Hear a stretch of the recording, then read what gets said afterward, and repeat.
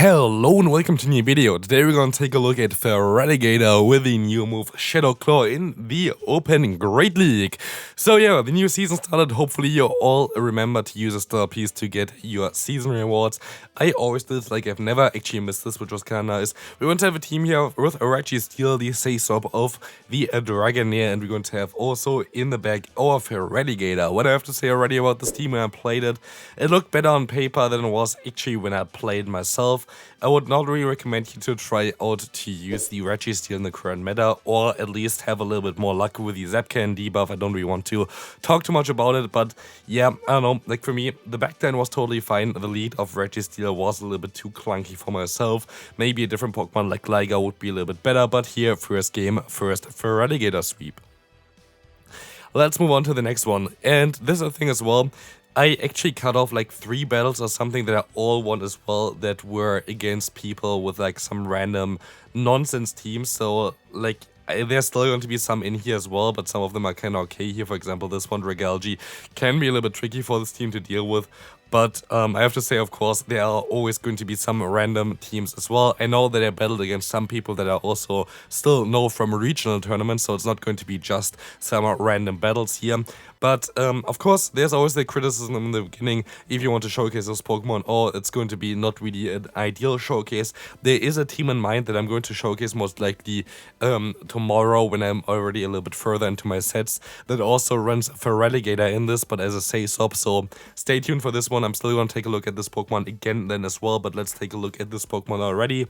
And I can already tell you what I kind of want to tell you about after we saw another sweep of this Pokemon. This thing is insane. Literally, like you have to get this Pokemon. Of course, yeah, we're still going to have some battles. Like they're going to be like some way more difficult battles, by the way, coming up as well. Like it's not just going to be just complete nonsense that you can see here as well. But yeah, I have to say, Feraligatr has its weaknesses because like just being a standard water type is sometimes a little bit tricky. There are a lot of like electric type Pokemon around, like the Lantern, like the Charger Bug. There are still going to be some grass type Pokemon around, which might be a little bit tricky. But in general, Feraligatr is just the best upgrade of the season. Like you cannot really say anything against it. This Pokemon is absolutely insane. Just getting to the Hydro Cannon after 5 fast moves is something that you maybe know from the Swampert, which then gets to the second one actually after 4. But the weird thing about this, or like not the weird thing, but like the benefit of the Shadow Feraligatr is that your fast move also actually does damage. And this is something that, for example, the Swampert does not have. Like Swampert is just going to have the Mudshot, which is not going to do enough damage to farm down most opponents, but Shadow Claw does. And this is like the huge benefit of the Feraligatr, which I also think like as a closest Pokemon is really insane.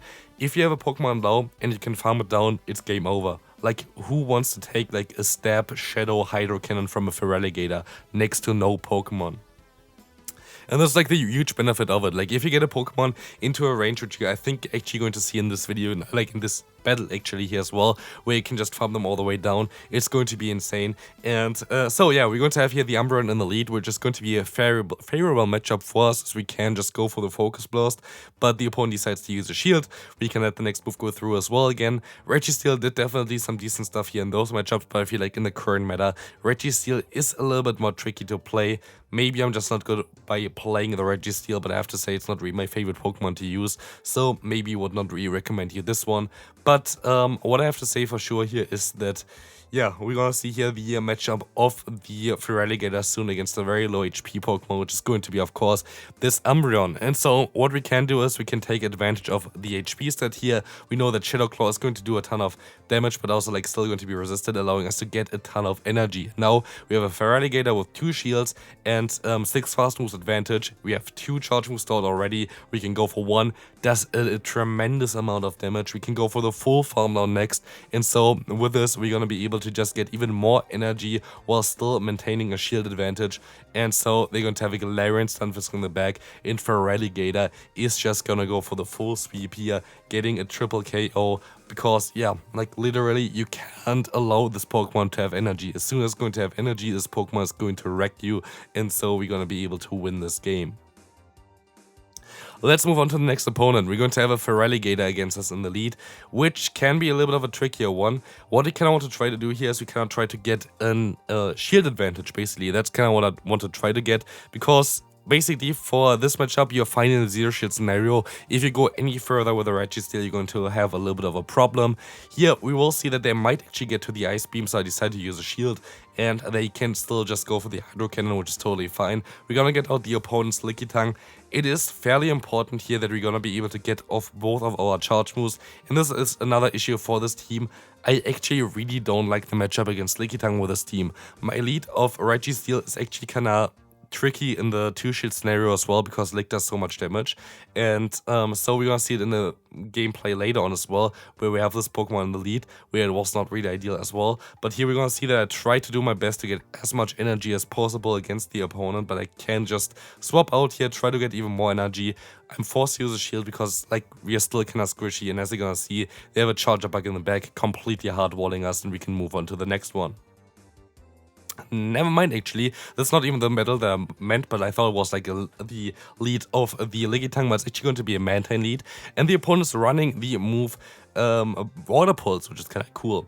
Fun fact about Water Pulse, also great play by the opponent here by catching the move onto the Whiscash. Fun fact about Water Pulse, this move was supposed to get basically buffed for the season in terms of energy, and now it is also buffed. It's down to 55 energy, so like not the 50, but like it's a 55 energy, which was also on the video basically that I showcased earlier on. I think actually only on yesterday or today, I don't actually know. I think it was yesterday, where I talked about all the moved updates. So it was 55 energy like in my video, and basically, for the first 20 minutes of the new season, this move did not get the energy change, so it was always still 60 energy that you needed to get to, which I think was still applying to this battle as well. So that's kind of interesting as well here, but the Water Pulse got buffed still in terms of the damage, which you can see as well, doing actually some very decent damage there. And here I have to hope for the debuff of the Zap Cannon, and of course we don't get it, which is really, really bad for us, because debuff would have changed like so much for us, and now we have to play it a little bit more risky. So what we have to do here is we have to try to go into our Feraligatr to do more damage against the opponent's Lickitung, and it's still not going to be an easy matchup for us. We're gonna see here, this is going to be able to get the shield. I have to get to another one, and I do get to another one, which is huge here. This was super important, and so I can get some damage onto them, not enough to knock them out before they can go for another body slam, but we are forced to let this move go through, as honestly, in hindsight, I should have shielded this move up, because we know that they have Water Pulse. I thought the entire time that the opponent still has Ice Beam, but they don't, and so it would have been better for me if I, shield up the Lickitung there with a body slam instead of the aerial ace here, but it's going to still be fine, as I can farm them all the way down and win this game. Moving on to the next opponent, we're going to have a horrific lead of the opponent's Primeape here, but as you can see already, they're not running counter, but they completely hardwall us, as we're going to see here a fairy type of the Clefable swapping in. We can go for a body slam. They don't use a shield, which of course is smart, but now I am forced to go ahead and go into my Registeel. They're still going to be able to realign with that, and they're also still going to get to a move before I can get to my own move, which is going to be a little bit tricky. Meteor Mesh is coming through. They're running Charm, which is a little bit annoying, but I can go ahead and go for Focus Blast. I undercharge it, so I can go ahead and go for the full farm down here, which is really nice, because now we have a little bit more energy, allowing us to get a shield or a knockout against the Primeape, and so we're going to have a better advantage basically for our Feraligatr in the back. The opponent runs also their Feraligatr, but they forgot that they still have to change their fast move before using it in the Go Battle League. So trainer, use your fast TM to get your Shadow Claw here, but Waterfall is not going to really cut it, especially in the mirror matchup. Shadow Claw is just way better, and so we can go for another Hydro Cannon. Hydro Cannon is going to come through, going to connect, going to do a ton of damage, and we can go for the full farm down in order to knock them out. In comes the next opponent's Pokemon here, which is going to be the Primeape, and we can go for the full sweep with the Feraligatr. So, next opponent, we're going to have a Gligar in the lead. I actually saw some comments as well that I'm supposed to talk a little bit louder. I'm sorry, my voice is still not completely recovered from when I was sick, so I can actually not speak louder than I'm currently speaking. Actually, like, if I wanted to scream, I could not scream, which is kind of wild, but I don't really want to scream, so yeah, we cannot really talk too much louder. But we're going to take a look here at the opponent with their Lickitung, and that's going to be basically exactly the range where I don't really want to have it in, because the opponent is going to be able to now withstand my lock-on damage. I would have needed them a little bit lower, but like, what am I really supposed to do here? The opponent kind of hard-walling me again, and so yeah, like, there's not a lot that I can really do about it. We can try to still go for the full farm now. The opponent makes a great play though by swapping out now with all their energy into the Gligar, forcing me to go for a charge move here as well, which is going to be the Zapcan, so we can put them into farm down range for our own Feraligatr. I'm forced to let this move go through as the opponent is going to be debuffed now, but again, it's going to be a dick. It's going to do a ton of damage, and so I can at least still try to go ahead and go for a charge move. But we're going to see here they're going to have the Umbreon in the back. Usually, actually, I think a favorable matchup for us in the two-shield scenario, especially because we're going to generate energy faster and our fast move is neutral, while there's going to be resisted. But here, with the small amount of HP that I still have left, it's not going to really work out for us. We see here the Hydrocan coming through. I can still try my best here. I can try to go for the Zapcan to try to debuff them, so they're forced to swapping out. But the opponent makes also a great play here, because they decide to swap out into the LilyNiRiain with a move stored, knowing for them, of course, that they win the CMP tie against the Registeel for sure. And so, even if they would have got debuffed there, it doesn't really matter, as now they can just get me a little bit lower and put me into the range for the Hydro Cannon, which is coming through now as well. Good game to the opponent, well played. Not a lot that I can really do here. Next opponent, we're going to see Scrafty in the lead.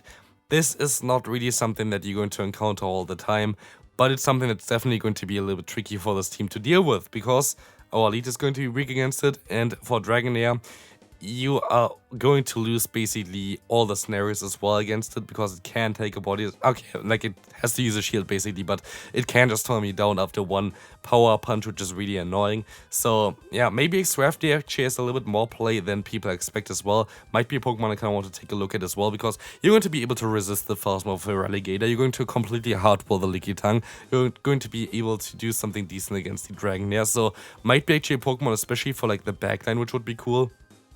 Here the opponent actually also has the Obstacle, which does not make any sense at all in terms of team building.